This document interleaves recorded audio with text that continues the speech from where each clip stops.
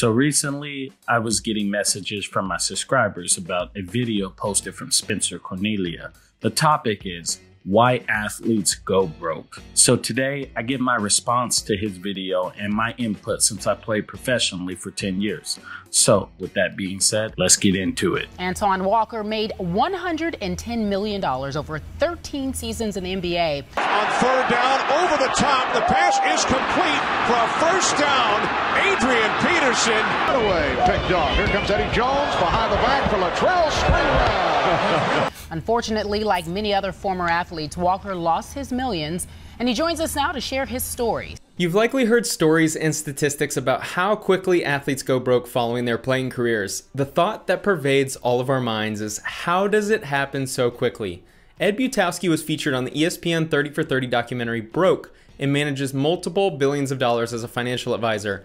According to his first-hand experience, here are the statistics he has regarding how many players go broke following their careers. If you take the top 10% of all wage earners in professional sports out, okay, about 90% are in financial distress 5 years after they retire. 90%? Wow, that's crazy. I knew there was a problem, but I didn't know it was that high. I do think baseball players are a bit different though. So anyways, let's get back into it. The top 10% of earners in each league provide the raunchiest headlines with how they go broke, but it's the bottom 90% of the league's earners who seem to go broke the quickest. Yeah, but Spencer, I've seen the contracts these athletes sign. There's no way they go broke. I can't even imagine spending $1 million. How do they spend $100 million? How does an athlete spend $100 million? Personally, I never spent $100 million, and I doubt I ever will. But being an athlete that has been around athletes at the highest levels, I think I can give you a little insight to how a player would spend $100 million and go broke. So if you guys don't know who I am, I'm former MLB player Jermaine Curtis, and one of the many reasons that athletes go broke is because they are competitive. For example, when I was drafted out of UCLA, I went to clubs in Hollywood, Miami, Las Vegas, etc. with some very famous and successful athletes. When you are in that world, it's easy to connect with others that are athletes like you. But here's the thing, I was hanging around with guys who had a lot more money than I did at the time, and they weren't afraid to show it. Me being a competitive person, I wanted to show that I was on the same level for two reasons.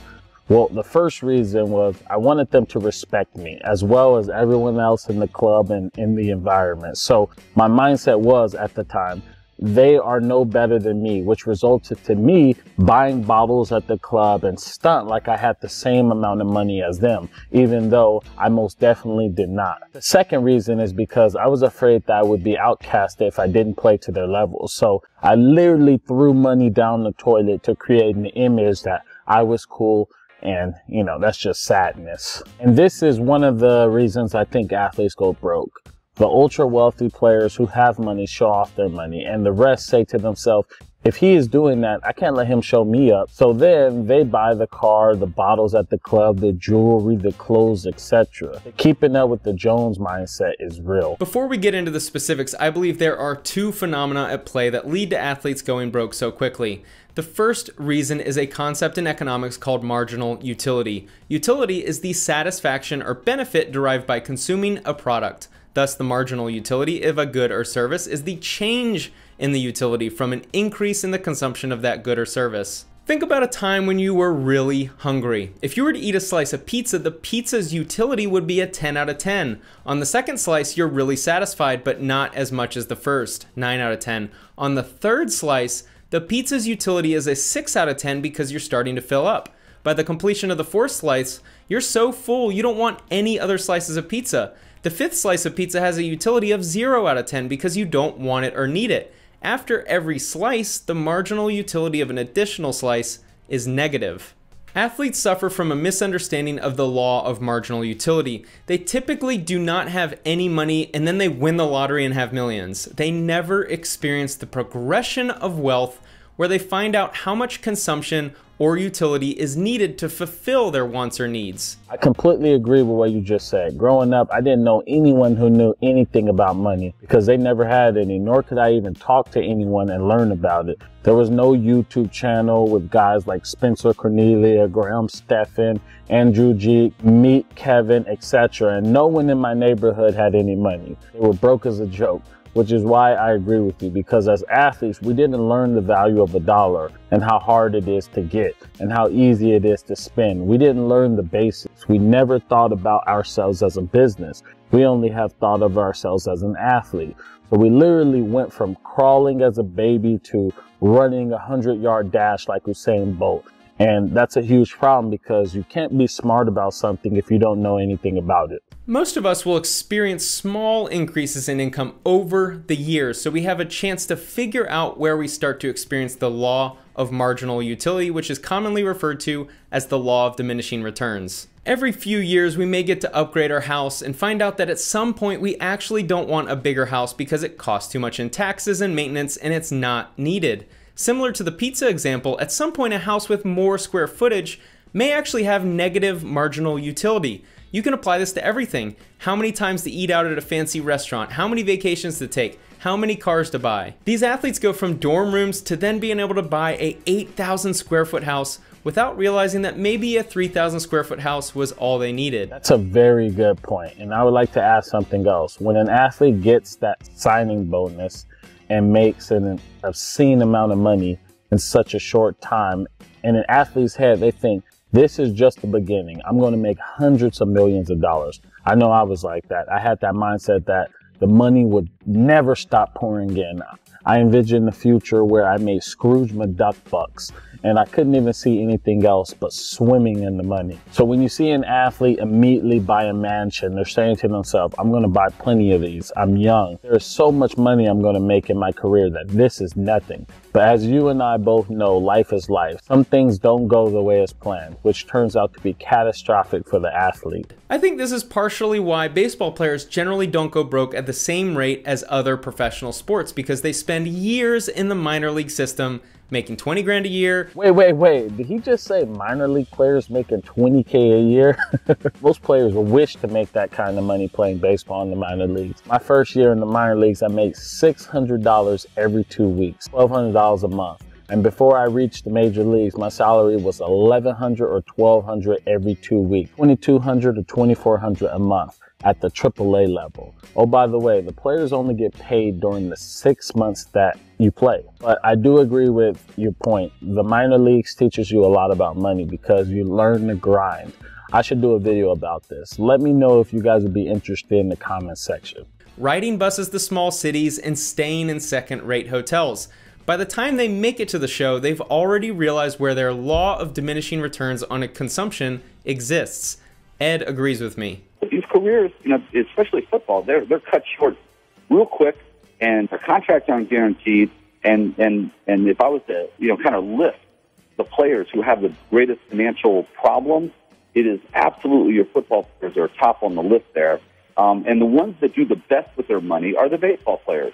Most baseball players might get a good signing bonus, but most of these baseball players, their careers take a long time before they get to the major leagues. They've rode the bench, or not just rode the bench, but they've for a long time, but they've rode the bus.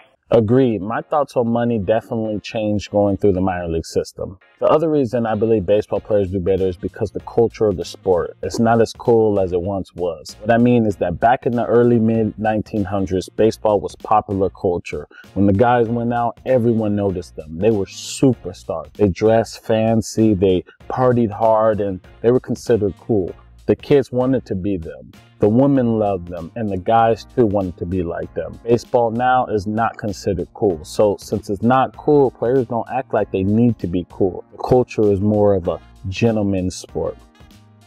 The second reason athletes go broke so quickly is that they don't earn money by using money.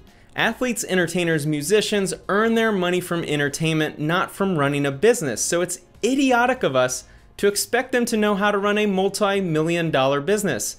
Athletes signing deals worth tens of millions of dollars are running a multi-million-dollar business, and they have no experience managing money. This is a recipe for disaster. Al Harrington spent 16 years in the NBA and speaks about this concept. We didn't learn how to make that money. You understand what I'm saying? We didn't really, I'm not gonna say we didn't earn it, but we definitely earned it, but we didn't learn how to make it. We didn't run a business. We didn't learn how to balance books and grind the P&Ls and all that type of stuff. You know what I'm saying? That's kind of after the fact. And then a lot of times what happens with the players, which sucks, is that we have financial advisors and agents and all that that discourage us to learn how to do that. Yeah, dealing with financial advisors is awkward. It's hard to trust someone who didn't even know you until you got this money. Plus, they were not there with you on the journey. Most of them never even have had that type of money. Now, I'm going to have to trust them with my money when they never made any money. That's a real awkward situation, and that's something players go through. When you start a business, you have to be super resourceful with every dollar you have. As you grow, you're always aware of how every dollar is spent because you have to for survival. If you're ever able to grow the business enough to make millions, then you'll understand how to account for every dollar and how to invest the money you made. This is why almost all successful business owners don't go bankrupt, even if they experience a single huge payout. So where do these athletes spend their money? The easiest way that professional athletes go broke is nearly all of them enter into a business partnership that has a 60 to 80% chance of ending, resulting in the athlete losing half of their money. Want to take a guess what business partnership I'm talking about?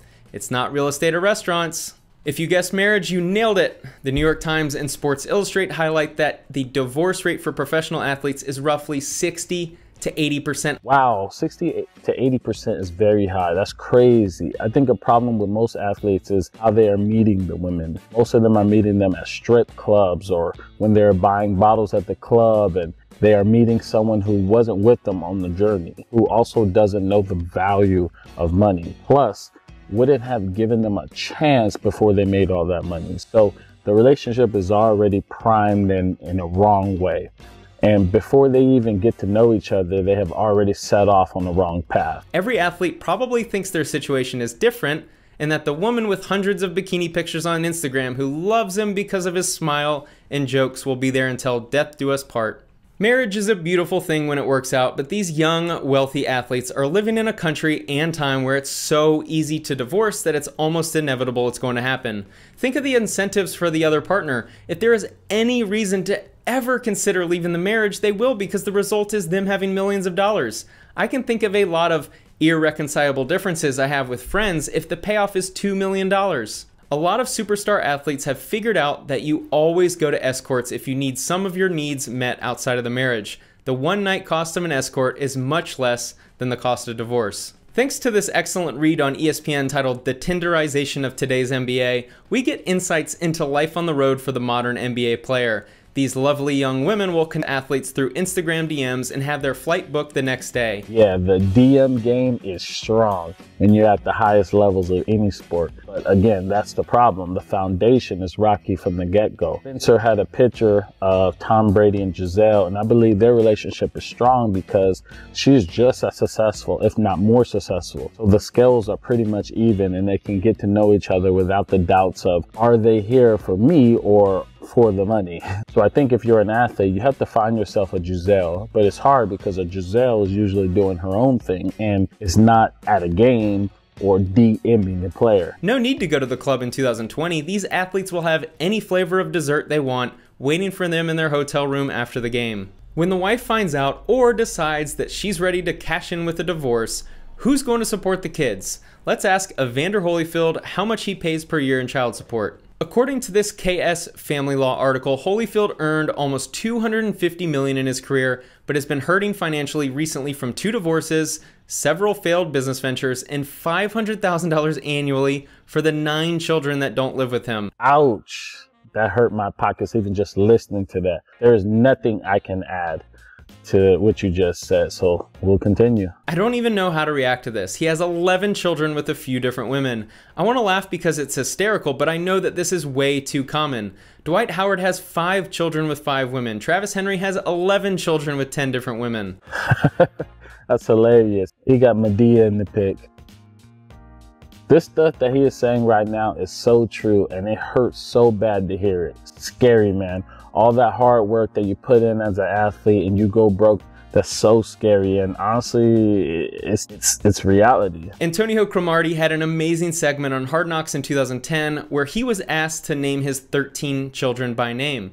But we need to send our congratulations to Antonio because he now has 14 children with 8 different women. Blake Griffin is an A-list NBA star who recently found himself in the news as speculation swirled that he was being asked to pay $250,000 a month for child support. Thankfully, TMZ got to the bottom of this and found out that he only needs to pay $32,000 a month. I'm not a parent, but I didn't realize 2 kids needed $384,000 a year to survive. I put divorce and child support as the first 2 reasons because these high-paid athletes go broke after their playing days. When they're playing and spending their money frivolously, they are staying afloat and living lavishly because the money is still coming in. When the money stops coming in is where they start having problems. Remember, they live a certain lifestyle, and judges can see how much money they have been making, and you have to make sure the kids continue living the same life as before. So when the divorce hits and the judge rules how much child support is owed, athletes get the hammer because the income will stop in the next 2 or 3 years, but now they owe millions to their ex-wife and an ongoing monthly expense to support the kids for many years after retirement. The heart of why athletes go broke is they spend their money on items that cost them money long after their playing days. When they're earning $10 million per year playing football, they can afford a 10,000 square foot house with a giant pool in the gated community. But when the income stops, they still owe 100 grand a year in property taxes. They still owe money to the nanny. They still have expensive insurance. They still need to maintain their property. They still need to maintain their luxury vehicles. Yes, multiple for the athlete and multiple for the wife. On an episode of Selling Sunset on Netflix, Larsa Pippen, Scottie Pippen's ex-wife, wasn't interested in a house because it didn't have enough parking for her 12 vehicles. Athletes still have luxury watches and custom jewelry that they paid 250 grand for. Because it's all custom, the amount they can sell it for will always be much less than they paid. It becomes a sunk cost. They still have a 5,000 square foot second house that sits empty when not being used for vacation. They still have the people in their family and entourage who have been counting on the professional athlete to support them financially for the past decade to continue supporting them and investing in their business ideas. Athletes reach the pinnacle of their careers in their early 20s and earn an exorbitant amount of money. Since most athletes focused on sports their entire lives, there was no plan B. They go from living a lifestyle of someone making millions of dollars per year to then transitioning into someone who is unemployed without income. Nearly all of these athletes are unable to transition into a new career that generates income anywhere close to what they were previously making. All of the liabilities they purchase create expenses that can be covered by someone making $1 million a year. But now that the athlete is no longer earning that salary, they've lost half of what they had in divorce, and they just added 30 grand a month in child support payments. Their pot of money starts diminishing rapidly. This is part 1. In part 2, we'll cover all of those amazing business opportunities these athletes invest in, and we'll cover the most enjoyable aspect of celebrity life, the entourage that grows with every $1 million the athlete makes. We'll also analyze all the fun family drama and criminal money advisors. It's also important that I cover how these athletes can better protect themselves from going broke, which is a lot more complicated than it seems on the surface. I find it fascinating to talk about money behind the music business and professional sports. I hope you find this enjoyable as well. I'm going to make it a series because I think it's something that we can all learn from and certainly enjoy talking about. Thank you so much for watching. I agree with his conclusion. Everything he said was true, especially about the lifestyle you get accustomed to living. That one is for sure true. Anyways, I really enjoy watching this breakdown from Spencer Cornelia. If you watch this, you have amazing content, and let's collab.